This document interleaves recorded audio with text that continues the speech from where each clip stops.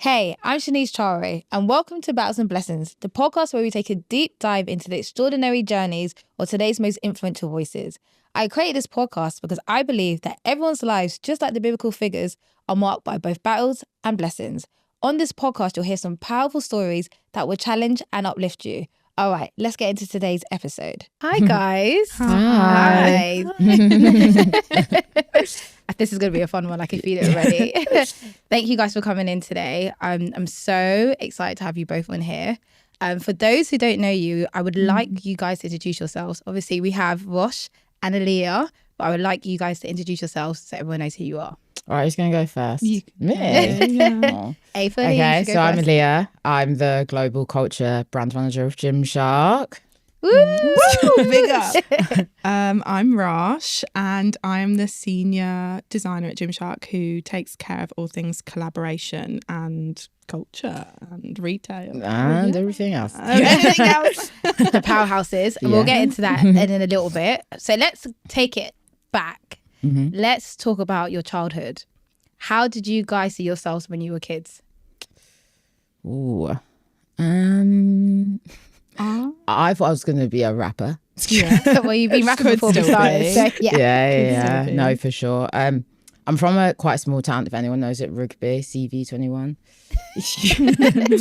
But and like the town where I'm from, like not many people have like many jobs beyond like factory work, like working in like cars, because we're like near like JLR and stuff. So many people are like engineers and stuff, or like you're in your own business, or like my mom, she did hair and she worked for the council. So I think I always felt like I had when I was a kid, I always wanted to be something that like I didn't see or like knew that existed.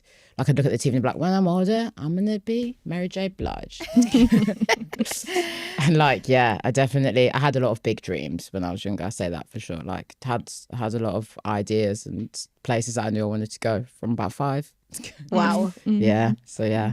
Which isn't the story for a lot of people. A lot of people Yeah. it takes forever. Even me, I didn't know what I wanted to do until I was like 25, 26. So Oh, wow. yeah, so it's great that you knew from the age of Yeah. 5 Mm. and look where you are now. So that's incredible. Yeah, for sure. Wow, I'm not a comedian or a rapper.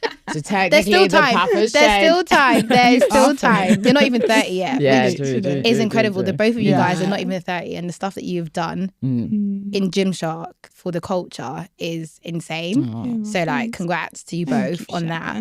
Yeah. But we'll get into that later. Roch? Me. I've always been like that girl that's been like, when I was a kid, like organising like the dance for our parents, like getting the cousins together. I like, love that. 1, 2, 3, 4. Do you know what I mean? But yeah, if I'm following Aaliyah's lead, I grew up in Kidderminster, which is like this little town again in the Black Country. So my family are like Yam Yams, like that's like the nickname for True us. promise. I am what I am. And yeah, I've always wanted to be in design or the arts. Like I did stagecoach when I was like a little girl and all of that. But it just always ended up being like a design route, like ever since I was young. I've got like uncles that are like tailors and stuff like that in Birmingham in like the markets, but you know, like they're still unreal. Like they should be on Savile Row. But yeah, so I've always had that influence. So yeah, that's kind of been like how I got into it from like a child. I love that. From both of you guys, it just kind of shows that you guys were around it in some capacity, or you knew, okay, if I'm watching TV, I want to be like that person, or you were doing stagecoach when you were younger and now designing things, which I just think is really incredible because you guys are not even in London. You didn't grow up in London. No. So a lot of the time with us in London, we're exposed to so much. Yeah. Oh, we know. Yeah. That's why we got down here. Yeah. Like For real. Exactly. Yeah. So let's get into like, how was it living outside London, especially being 2 Black girls and knowing that dreams for us are not always as big as they can be. So like, let's touch into that. How was it living outside of London? Do you want to take it? Yeah, I think it's always been like, I think when you're younger, it can be a bit of a pain point because you're the other. But I think the older I got, being other was my superpower. Like I loved that I wasn't like anyone else. Like when I was younger, it was like wearing like, I don't know, clothes that just weren't me, or straightening my hair and all sort of things like that. But then the older I got, I was just like, actually, I'm just like so meant to be who I'm meant to be. So like, yeah, it becomes almost reverse isolating, because you're initially isolated because you're not like everyone else. Yeah. But then in the end, you're isolated because you're so happy with who you are that it's like, I don't need to be like anyone else. I feel like, but Birmingham's quite like, diverse. We are like main place is Birmingham. Like I say, I'm from Brum. It's just easier.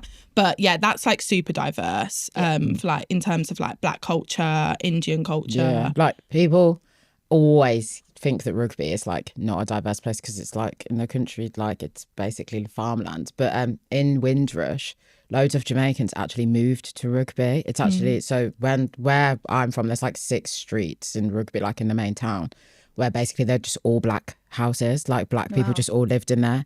And then the West Indian Club is not too far from there, which is mad. Like we used to have our own, like we don't have it anymore, politics, but we used to have our own like Caribbean carnival and stuff. And we're such a small place, there's only like 100,000 people there. So I think it's nice to be from a place that has a black community, because we know like, at least I don't know if it was the same for you, but like where we're from, like the West Indian Club was such an epicenter of like culture. It was like basically where our parents went out on nights out. It was where we had our underage like kids events and stuff, our birthdays and things like that. It creates a tight-knit community. Like Handsworth, like where like my family's from Handsworth, like my dad's side.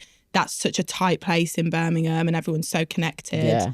And our towns become, I think the strength in it, when you look at it from a positive side, is that from like Rugby, Coventry, Birmingham, like all the areas of the Midlands, like the black people all know each other, because there isn't, obviously there's a good community of us, but there isn't like loads of us, so everyone's kind of got that like close kind of connection, which I think is so different to when we were in London. Like when you could be there, like we've got like certain rules where like you see an old woman, you help an old black lady, like you see like a man, you call him uncle and you make sure you have a conversation with him, because next thing when you get home, your mom's like, blah blah, saw you in the street and you didn't say hi. Like, and you're like, I didn't see how your have auntie. you even known that that's happened to me? I've just got back. But like it's nice. But then there's on the other side of it, the reverse side, and I think me and Roch kind of had the same experience. I was like, you get a bit older, you're within spaces that are more white, like and then like so Leamington Spa is where I went to secondary school, because my mum wanted me to go to a Catholic school. How was that going to a Catholic school? Do you know what? Interesting enough. I feel like my Catholic primary school experience versus my like secondary school experience, like my primary school had like nuns who were like teaching lessons and stuff like that. There was a bit of like, I guess you could call it like sexism. They had like boys only like English classes and stuff where they'd get taught by the headmaster, and he would like look after them more than he would like with the girls. It was really like a odd environment in terms of like how they viewed like people versus that. But then in my like secondary school, it was just so wild and free. I was like, this is not making sense. Two extremes, like the things that used to go down in that cathedral. Yeah, my Catholic school was crazy. So you both went to Catholic school. Do you guys feel like that had a big part to play with you guys today in terms of I think it's just morals. I went for like primary school. I didn't for like my secondary school. But it's just general morals, like treating your neighbour like as you want to be treated, all of that sort of stuff. I think that was in us from like quite a young age. I don't know if it happens, because obviously I've only ever gone to Catholic school, so I don't know like if there is that much like, I guess like prayer and stuff involved in like the weekly assemblies and the things that's happening. So I don't know if that happens in like a normal school, but like I feel like, oh, there you go. I think that type of like experience definitely makes you like more aware of some of the things that you're doing. And I think like, I don't know if you all had the same thing, but like sometimes like you might lose that connection kind of with God, but then having those like school assemblies, having those bits that's happening there, routine. It's like there is that bit that's always like in your life. And obviously like the moments that happen in our like calendar, the Easters, the Christmases, the things, it becomes something at school, isn't it? Like, it is definitely. But within the workplace, I guess we I don't know if it's like going into how we met, but how we met is basically around the whole idea that we were basically some of the only only black women at Gymshark at that point. There was 18 black people at Gymshark. Wow. And the business had 700 people, and that was including like quarter black. And this was the moment when George Floyd happened, and basically so 2020. Yeah. And obviously it was a super tough time for like anyone. Like it was like me working in social, I was so like seeing it all of the time and like brands were also really expected to respond in a certain way, and it was like, Yeah, the black squares. what are we supposed to do here, right? Like, what is the like right thing? Like,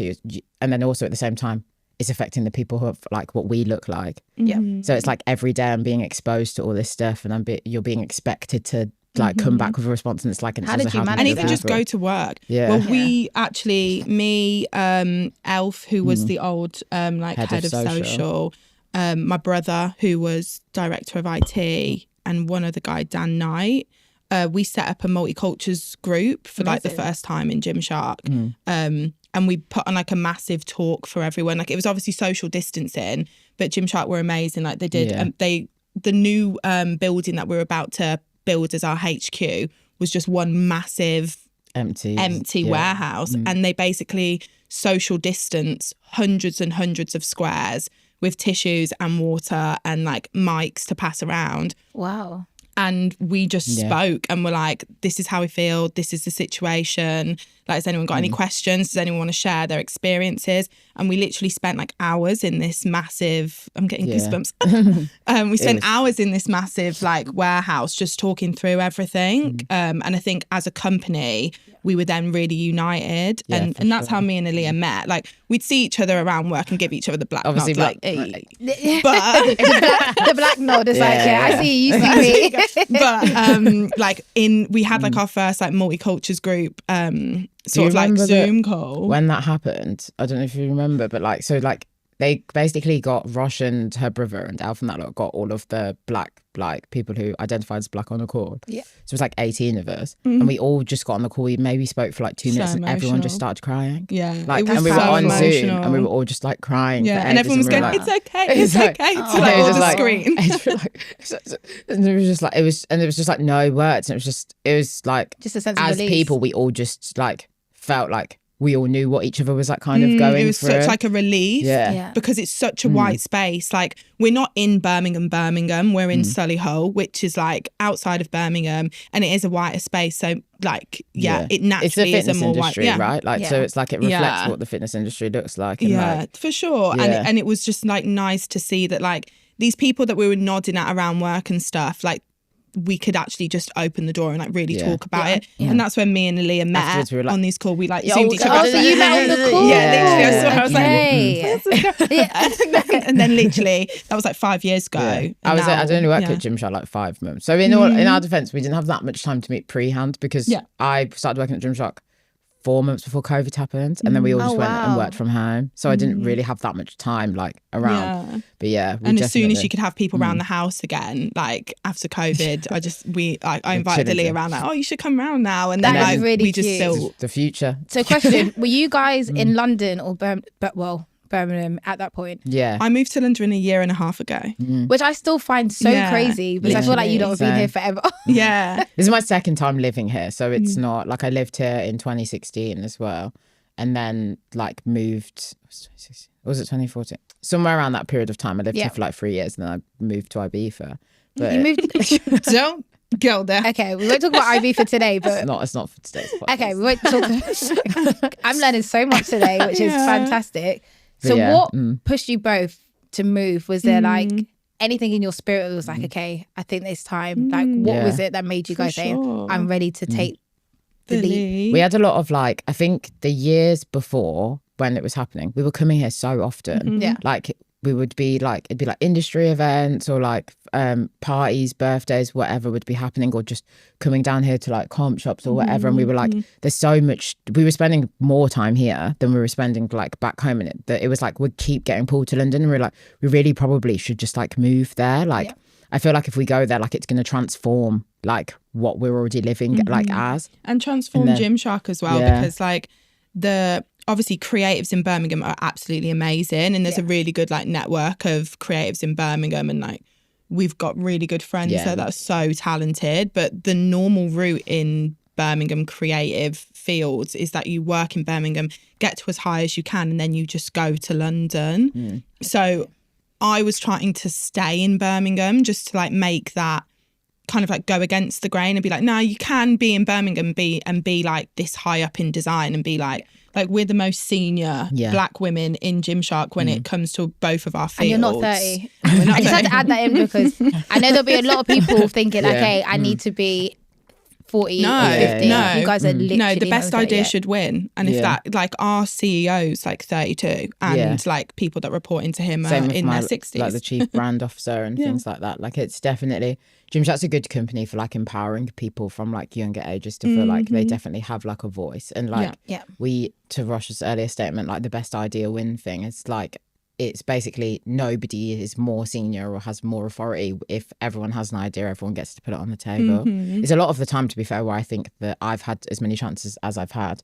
Because obviously I'm not quiet, and then I'll just put a lot of ideas forward and they'll be like, cool, yeah, let's do it. Yeah. And I'll be like, oh, amazing, like sick, let's go. Yeah, Put that yeah, thing yeah. out. Yeah, so Yeah. it is good. It is And I just think, like, from my point of view, I think designers should be in London. Like, it's like London's known for design globally. It's not like it's just a place in the UK. It's a global place. So I think the more touch points you have with London and everything is more important. So Yeah. we just thought, you know, like, I'm turning 30 next month, and I just thought, when else are we going to do this massive move? Like, Yeah. got no kids. Yeah, literally. Like, like, let's just move down. We've got no responsibility. Like, either get it out our system or build something proper here. No, for sure.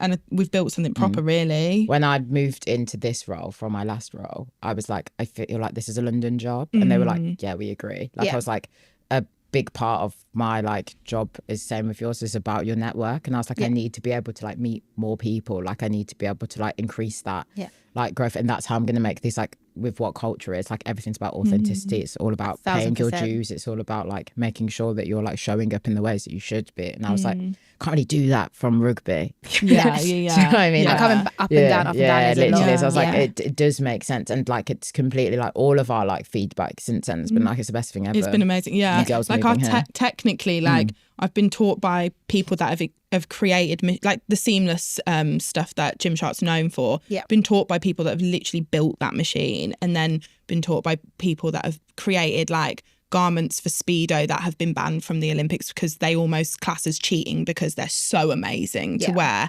So like, technically I've got it. Do you know what I mean? But it was like, what's that extra ingredient that we need to like up to keep me like going and developing? And it's who you're around, it's it's culture, it's just exposure. And there wasn't enough of that in Birmingham, sadly, for design.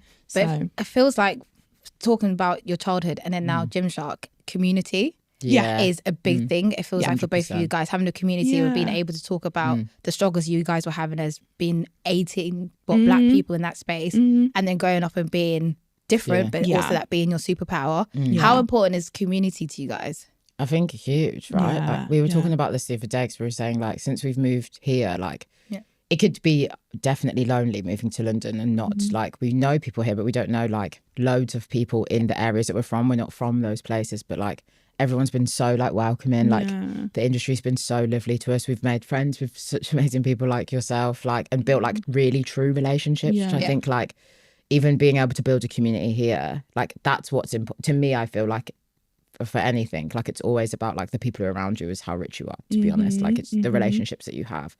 It's more important to me than money or anything that you can ever have. It's the wealth of your relationships. Like, and I do think, very also, lucky like, to have had them. I think in both of our industries, like, we're in a lot of rooms when it comes to work, we're in a lot of rooms where men are really winning, which is like amazing. But like when we come through and like cut through and we're making a difference, it's really nice that the community of men that we've also had in London and back home really give Champion us, us, really yeah. champion Support us you as guys. well.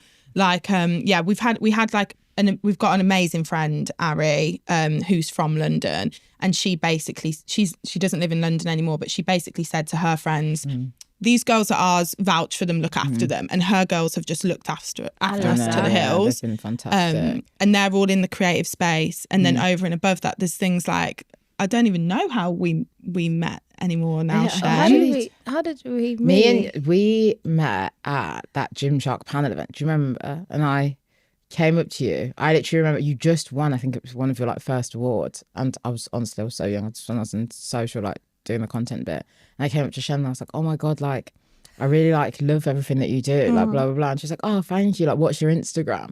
Not be like, hey girl. And then I was like, so then we Follow like me. followed each other on Instagram, and then we'd like occasionally just like reply to each other's stories. And then you said you wanted to go to her event. Do you remember when she was doing that talk at White City House for International Women's Day? Yes. Oh. And that's, remember we Yeah. came? Oh my god! I remember now. Yeah, so then we came to that event. Yeah, I remember And that. then afterwards I was like, oh, you're really good today. Sorry I didn't get to say hi. Like, we should like catch up soon. You were like, oh my God, we should definitely go for lunch. And then it just kind of, it took us ages. Yeah. But Yeah. Yeah, 'cause But now we managed go to to do church that. Yeah, together and then, on Sundays. Like, it's Exactly. like the whole, the way that it's all just seemed easy. Yeah. And yeah, I feel like it seems easy because it's meant to be. Yeah. Like, it's been set out to be this way. for sure. For sure. Yeah. So Which is community is crazy. everything. Community is really. everything. Even us like talking about church and like Yeah. how going to a Catholic school when you guys were younger, how has that affected you, like your relationship with God? Do you feel like that was the first time you were exposed to God, or was it in your houses? And like, how Oh, is in that? the house. Yeah, in the yeah. house. Like, I'm Jamaican Irish, so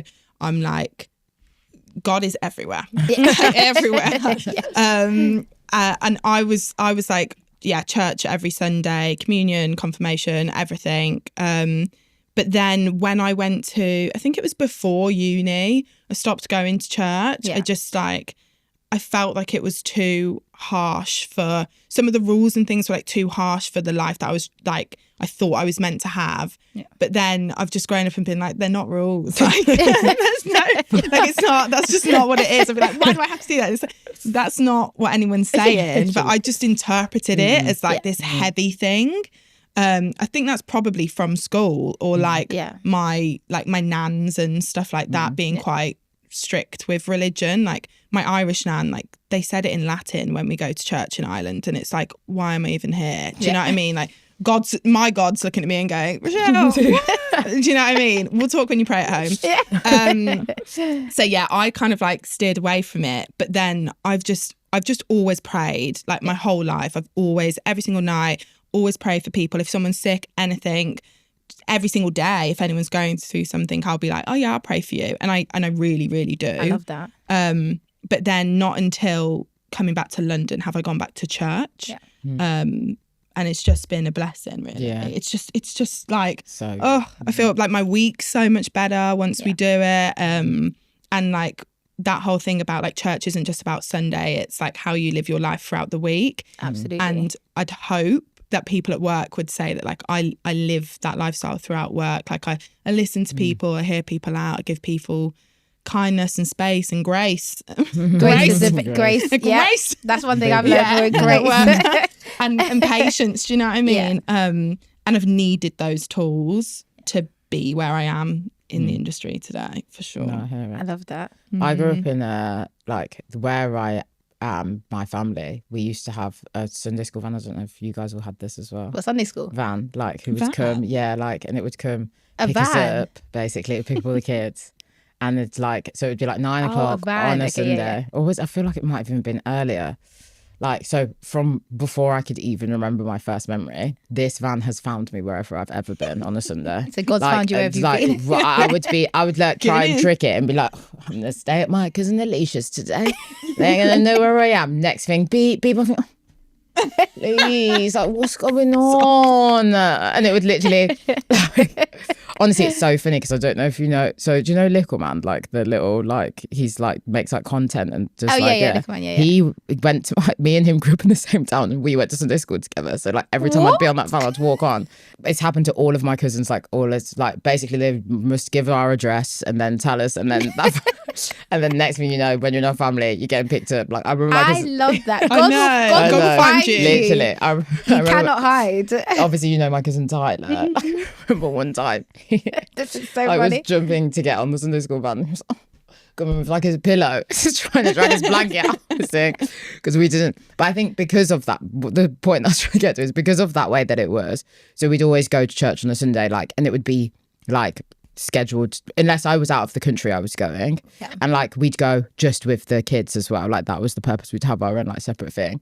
I kind of feel like, and then going to a Catholic school, like, for all of my like education until obviously like I went to the performing arts school. I feel like it kind of like, I don't know, like reduced my relationship with God because it kind of felt like everything wasn't my choice. Okay. Do you know, like everything kind of felt forceful. Yeah. And I think like with kids, you always have to make them feel like you're leading them to a path of that decision, where it was like, you need to go do this. Like, you've got to do this, and you can't do this, and you have to go to a Catholic. There's no way you're not going to a school that's not a Catholic school. And it was like, Yeah, your sense of freedom is kind of taken away from and you. I think because of that, I kind of lost. I just completely, and I just can't even believe it now, because I remember when I was first talking to you, and I was like, I want to get back into it, but I was like, I just have completely forgot, like at one point, like why I was doing this, like what my faith even was, like what even meant, because I felt like I'd never actually thought about it, because it was always so like just was structured. it's just your life. And I was like, okay, yeah. So then I was like, your wait, own experience. I was like, what is my relationship with God? I was like, Yeah. do I even know what that is? And because of it, I was like, I need to just move that to the side for a second, because I don't know why I'm doing. As soon as I had the choice to not have to forcefully do it anymore, I'd made the choice not to, because I didn't actually like naturally have my own like thing there. Understand. But then but I always had this, so like as you said, like anything that ever happened to me, I always prayed. But like I never really prayed to God before. I prayed to like my cousins. I think I told you about this before. Like I prayed to my cousin, and to my cousin's passed away, and to my like great grandma. And I'd always like, Mama, protect me, like here, like please, like and I'd be like, wait a second, is this God's? It's my nan, I'd God. be like, wait a second, what's going on here? And like some things would happen, and then I just kept getting a lots of like, especially when I moved to London, lots of like messages to like come back to church and like try and find my faith again. And I was like, what is happening here? Like I couldn't get it out of my mind. Yeah. Like, and I was like, I need to, like, I can't deny this. Like I have to do this. And I was like, I'm now making this choice, so it's different. Yeah. And everything feels more, I don't know, like fruitful, to be honest. Like every time I do it, I feel like, yeah, right. I feel like it's, God is covered you. yeah, literally. It's mad, because I would have, if you would have told me like 5 years ago, this is how I'd feel about it, I would be like, no way. Absolutely. But now it's just like, yeah. Same, now it's like I actively feel worse for not going to church. Whereas before, I felt like going to church was the worst thing Part of the week. Yeah. Like, this is meant to be my Sunday. Like, I just want to sleep and watch cartoons. yeah, literally. Yeah. Yeah, No, so 100%. it's mad. Like it is, yeah. And it's like, I think it's funny because like we're not at the age, I personally feel like, where you feel like you have to do anything because of any certain reasons. It truly is something that we choose to do, and like making that choice feels like I'm making better choices for my life. Like we've said, like by going to church, it just makes you already feel like you're doing better. Like, and I don't know what, I don't even know how to It's a great way to describe it. start the week. Yeah. And I think it's so funny because I don't think you came. Me and Roch went to church. It was like a 3 month weeks ago. It was when I Yeah. was away. I was in Yeah. America. and we both started crying. Oh my gosh. I was in hysterics. I was like, when like, is Shen going to notice that I'm crying? because I was trying to wipe my tears, and I was like, wait, hold on, Roch is crying. So let me. Yeah. But that service, Yeah. just kind of goes back to like you guys and like your vocation and your location. Yeah. A lot of the time, people struggle with like, okay, I'm in these spaces that might not be quote unquote godly. Yes. How am I gonna make that change? And obviously God wants light in dark places. And I think that touched us so much, because I was like, I work in an industry where it can be quite dark. Yeah. So I'm like, does God want me being here? Or like even starting this podcast, I was like, God has put on my heart so much. But is it the right time? Am I doing the right thing? Yeah. So I just find it so interesting that like I also struggled with like going to church. Remember we spoke about this? That sermon was so important because he got everyone to stand up from all the different industries, and he was basically, by the end, everyone in church was stood up, and it was like, you're meant to be where you're meant to be. Like I used to always call my best friend from when I was like 3 years old. We speak like every day. She's a pediatric nurse at like Great Ormond Street. If I call her to say that leggings haven't landed and like the leggings are pink and I asked them to be purple, and she's literally like, oh no, like, and it's all, but her day's been like, a child's passed away, but it's all like, she always says to me like, it's all relative. It's definitely not like that, but what she's saying is like, your path is your path, and so like that's important to you, and like I may not physically be like shining like God's grace on like an ill child, but I hope that if I can like listen to someone one day at work when they're like going through something, or if I make a woman feel like empowered that she can like start like a health journey through like how I've designed clothes that she can wear, whatever it is, you just have to find a way to be godly in your vocation. Yeah. And you can't compare yourself just because you're in a different industry or you're not helping the sick doesn't mean that God hasn't put you there. And you have to remember your designs. Yeah. People wear your designs and feel good when they go to the gym. I love putting my Gymshark stuff on because I'm like, oh, okay, this is nice. Yeah. So do you know what I mean? So I think it's just different. Every little bit helps. Yeah.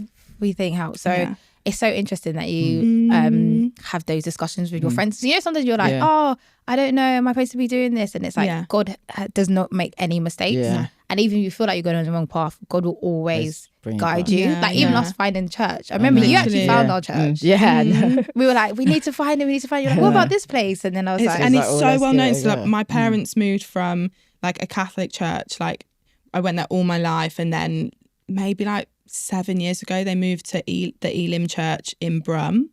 And so when I told them that we were going to KT, they were literally like, that is like the church. Like they've come down and like gone to church with me in like London. Like they've always said that I'll just find my path back to God, but they've just been like hands off parents with it. Like my dad always sends like bits, doesn't he? I mean, I've sent them to both of you, like text messages from my dad, like sending scriptures or whatever, like prayed for you on this, feel like you need to hear this. But like they've always just said you'll find your own way back to it. And the full circle that we've ended up being in the church that we're in is just... I know. I feel so lucky sometimes that that's the local church that we can go to. Because you don't ride your bike.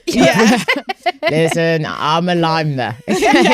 One thing about me, I'm a lime there. I don't know, to your earlier point though, what I want to say is, because I wanted to know if you feel the same way. I feel like sometimes I've struggled with my job because I'm essentially the culture person for Gymshark. You're the culture person for YouTube. And it's a difficult position working in a white business, being the culture person. Because it's like sometimes I used to think, am I like doing something wrong here by like trying to make this business show up in these ways? Like what's the right way to move? Because like it's like I need to do this like authentically, right? And then I started to realize, and it was through like God, that like actually what my real job here is to give people opportunities that wouldn't actually get these opportunities before, and to use this business to help like highlight and show representation of people who wouldn't get shined on. Like that's my power here. And I was like, when I look at it like that, that's such a powerful, like I'm so lucky to be able to be that person, to be able to give people these opportunities that they would never usually get. And I was like, that's more a better way to look at it. And I was like, oh damn, thanks God.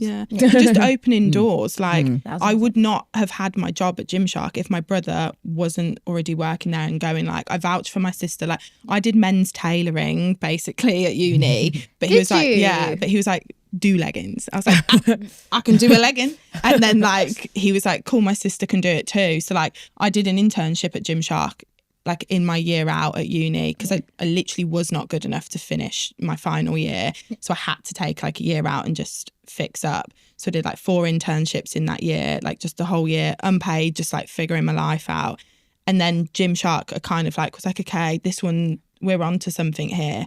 But having someone to open the door is like the way I got in. And so we'll forever be opening doors wherever we can. There's so many siblings and cousins at Gymshark. My cousin works at Gymshark. Really? This is a real community. And I actually love this because I think sometimes as a community, we don't always open the doors because sometimes it's like only one of us can be there. And the fact that you guys are continuously bringing people through is amazing. Where possible, for sure. Yeah, there's so much room, and it's just like, for it may be like that as a creative, especially if people are freelancing, like that could be the one thing that like sorts them out that month. Like we're so lucky that we're able to be this creative and on salary. Do you know what I mean? Yeah, no, for sure. So let's take it back a second. How did you guys get into your positions before getting into Gymshark? You mentioned earlier that you did 4 internships.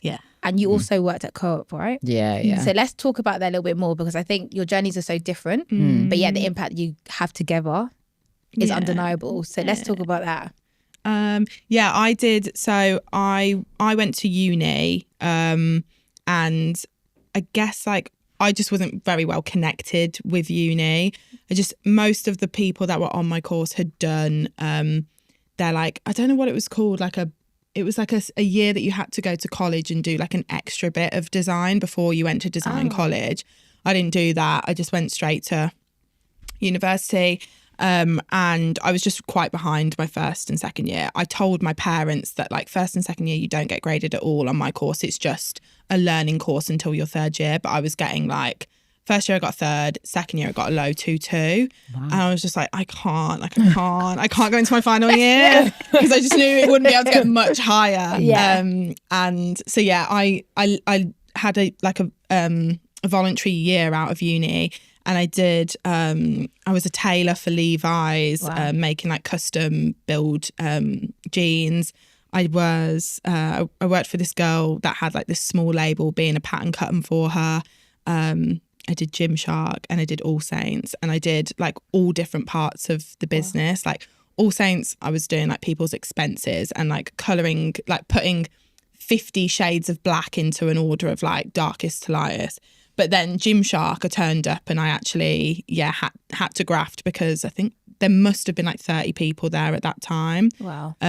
So yeah, it was like quite an intense internship. And then when I finished my education, I ended up with like an exceptional first. So like totally spinned it around in that year. Because I think like when you actually like learn industry stuff, like you just get it way quicker on the job. So I went back and I just treated it like a job. Like I was in the studio for 8 a.m. and I left at 6 o'clock rather than like sleeping in, turning up at 2, missing a lecture. I just treated it like a job. So I ended up with that, and then like literally at that point messaged Gymshark, like text and said like, hey, like I don't have a job, like I don't have any connects, like I'm literally from like here, don't know anyone in the industry, can you let me back in, essentially. And now like whatever, we're like 1,000 people deep, and it was just the right thing to do for me, I guess. I love that. Like what kept you going during like the 4 internships and then your degree? There's nothing else I could do.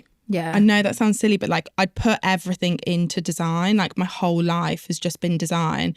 I'm constantly looking at trends. I'm like constantly trying to be around like the people that will influence me and impact me. Like I don't turn off from it. I'm like really, really dyslexic. Oh, I'm bad. Some of my text messages are hibbish. Not to me. I didn't really. It's so cute. Sometimes when she spells things on like decks and stuff, it would be like a super important thing. We're showing the Chiefs change that. So I was literally just like, this is all I can do, so I'm gonna force my way in. Like I have to do it. It's what you're good at, though. It's what I'm good at. It's like it's what I can do without thinking. I can just do it subconsciously. I can just design, and I'm quick. I'm really, really quick at designing. So if I then actually put conscious time into it, the product can be amazing. And I think Gymshark's given me that space, which is incredible. Sure. He had some battles, but look at the blessings that came out of it. God was there the whole time, for sure. Mine was a little bit different. So I went to, I don't know if you know this, but there's like a Brit school in Birmingham. Like I didn't know there was one in second arm. Like that's where, do you know my other friend Jazz? That's where we met there. So I went to that. So like I was like all like in for music, like this was the thing that I was gonna do. Because you want to be a rapper. We do also have a rap song. It's out now. It does go on Mass Tempo's label. But yeah, no, I was more singing. Like, and obviously I played guitar since I was 10. So I did not know this. So I can play pretty much every string instrument, like just light flows. Do you know what I mean? Natalie, you're actually my favourite. But so I then moved to London. And then I started working, and I was like, I feel like this isn't like, I was working like your normal fashion-y type jobs, but I was doing like VM at the time. And then I won't mention the brands just because one of them fired me. So I'm never. But everyone should do retail. Yeah. Goes without saying. Anyone in any creative space should do retail. I've done retail since I was 16. Yeah. I've done retail. Topshop, Oxford Circus, where I first met my French Connection. Yeah, I worked there. You must have seen I was in Topshop. Yeah. It was a house. It was a humongous house for everyone. It was fantastic. I missed it so much. And because I was a VM, I was swinging from the ceilings. Like I was doing everything. Like they were like, these like mannequins need to look like they're like swimming. I'd be like, sure thing. Get on my little ladder. Climb. That was you? Yeah, literally. Do you know what I mean? When you looked and you saw those vines on the side, that was me, 6 a.m. Yeah, and then my first true job, like that specifically, was a marketing role that wasn't just like me doing marketing but having a different job, but being told, oh, can you just post on our socials or whatever. Like my first official one was working for an agency in Birmingham, and I was working in the student department for it. And I remember this is like so crazy because I literally was like 21, and it was like everyone else was like, all my friends were either still at uni or trying to figure out what to do, and I was like in the role of like a marketing coordinator. And I was like, okay, yeah, so like what I'm going to do here is, don't really know that much about marketing, but what would I like to say? I was like, because I've got no education, like, and they'd always say like all these different things. And I'd be like, I remember I'd spend so much time, like, I'd never like to let myself be caught out. So I'd just go to go online, to research whatever they were talking about, teach myself it, watch a TED talk on it, go back. The next day I'd be educated at it. Like I remember when they were like, do you know how to do paid social? I was like, yeah, know how to do paid social. I went home, and I'd go home, teach myself, quickly do a Google course on it, and then I'd go back into work the next day and I'd be like, yeah, so you want me to optimize your ads? And I got you. And then I'd do actually incredible, yeah, by the so way. like I know we've said this, I've done every job in the marketing field. Like I've built websites, done CRM building, like done paid social, done paid search, done SEO, like worked in obviously social media, copywriting, like all of them, because like at the time where I was, if anyone ever asked me like what was, I'd be like, yeah, I can do it. So I just throw myself into doing it, and I was like, okay, fine. So then started, obviously was working there for a bit, wasn't the greatest place, ended up leaving. Now it's shut down. And then I went to Co-op, and like Co-op was like, if we're saying 18 black people, Co-op had 2. Are you one of them? And I was one of them.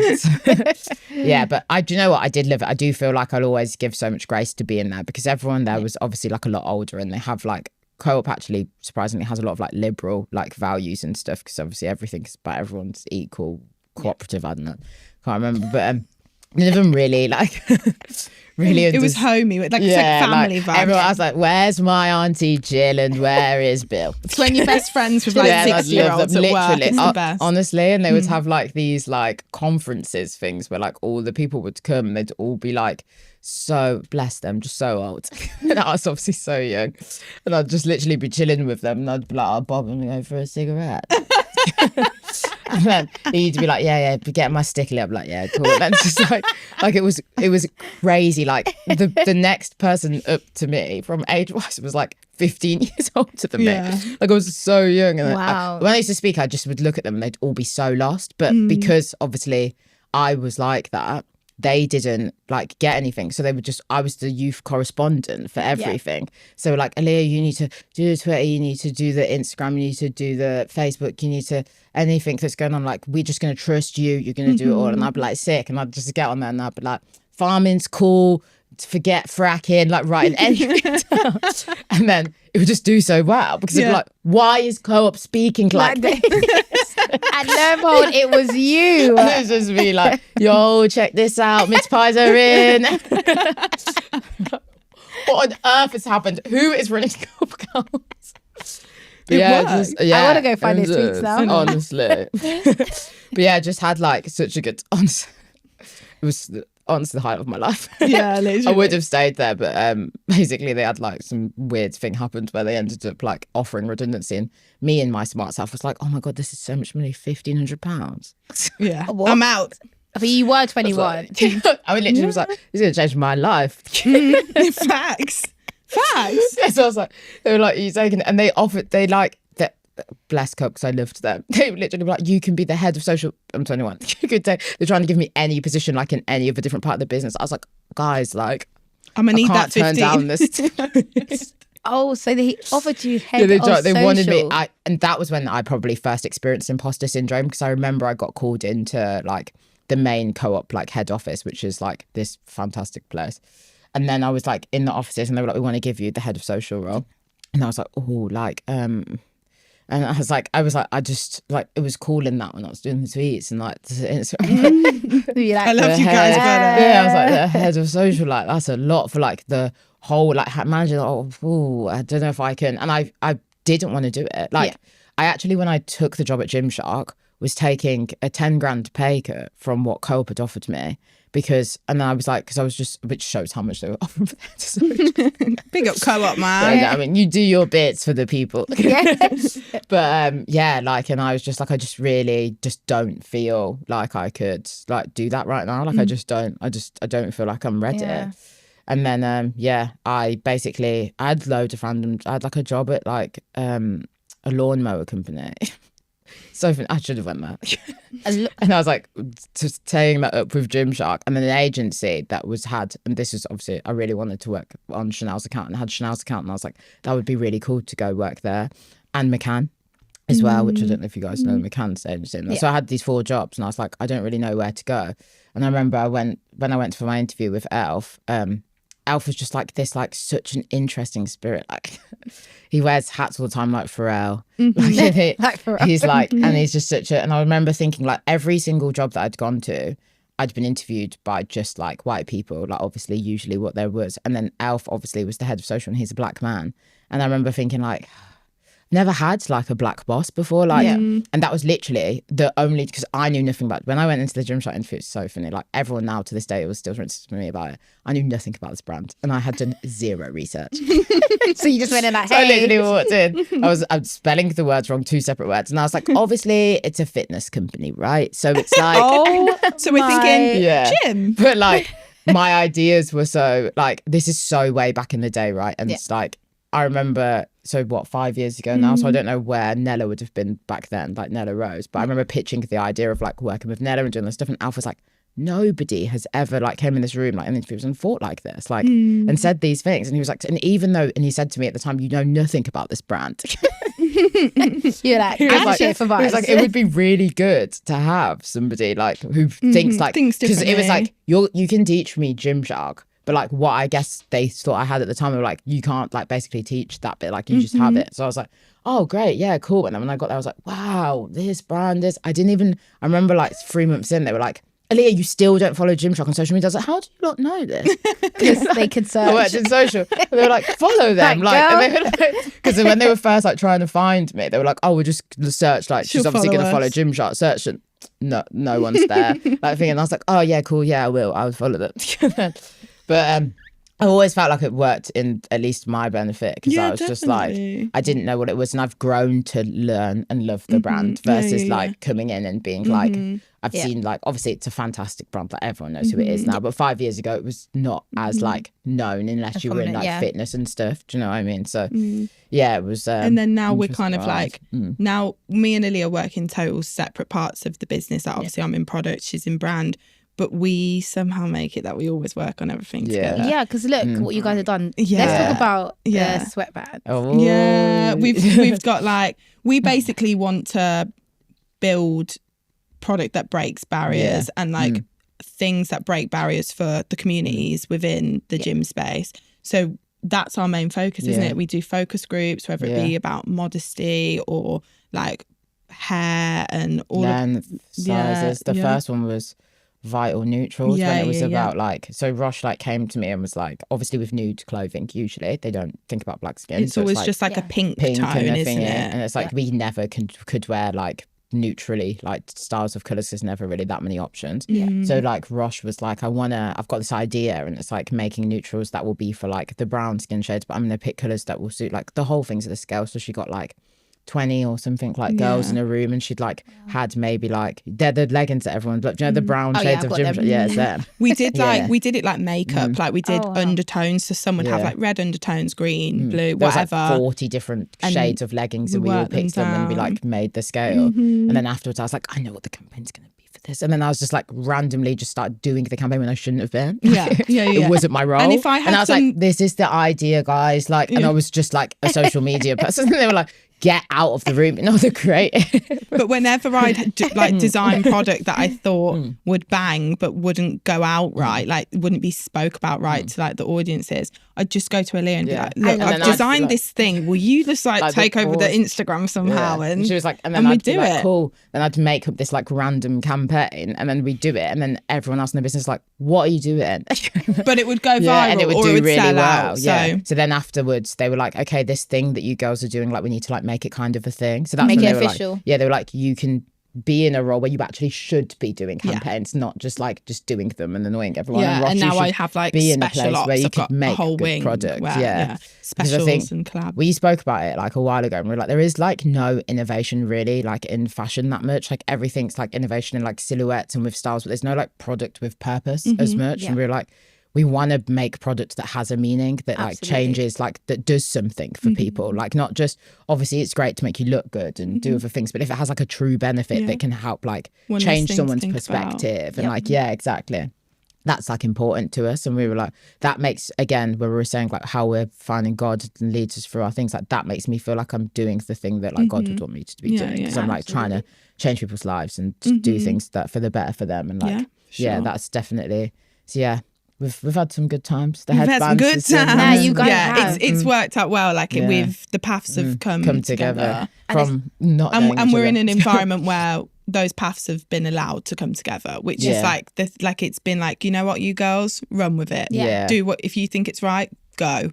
And like that's we're in a good blessing place in for that itself. now. We've earned a lot of like trust and like respect to be able to be like, okay, now we can trust that you girls will get this. Which is mad. Like it's it was for years and years and years the fastest growing company in the UK, and like the youngest billionaire CEO in the UK is like leading it, and he's like, you guys do what you want, which like, is incredible. We got you. I know, yeah. So it's sick. It's really 100%. Good. And there's internal and external praise for you guys because the authenticity of the stuff that you guys do doesn't go unnoticed. Like I know the amount of conversation people like Gymshark, they're doing things in the culture that is authentic and is actually for the community, and it's not just like a tick box exercise. Like, oh yeah, we're gonna do this, and like even talking to you guys about like the tones. Now I'm like, oh my gosh, that's why I like the brown tone so much. But I didn't realise it's just because it actually suits my complexion. It was made with you in mind. Literally. 1,000%. So on behalf of all black girls, hey, no, thank you, seriously, because you changed the game for a lot of people to feel comfortable in the gym as well. Like,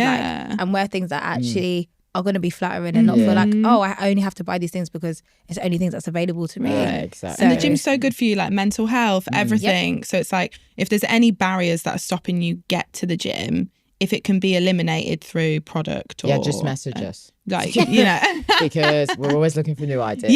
Please. True, very true. Thank you guys so thanks, much. Like, girl, you too. Let's big up yourself. You your own this praise. is not about me. This is not about me. But you Creating guys spaces. are incredible, and the things that you guys have done and will continue to do will be part of your legacy, and that will go down in history. So like, I'm so happy that you guys had the community around you, God's covering you, but also having the self-belief, because I feel like there's so many battles that we go through that could have broke you guys. And it hadn't. So do you know what I mean? So be so proud of yourselves and continue to go in, and it's just, it's amazing. So congrats again. Thanks, Sharon. Thank you so much for listening to today's episode. We all go through ups and downs, so I hope this episode brought you some comfort. Remember, don't get complacent during your blessings, and do not give up during your battles. Please don't forget to like, follow and subscribe. I'm Sheniece Charway, and you just listened to Battles and Blessings.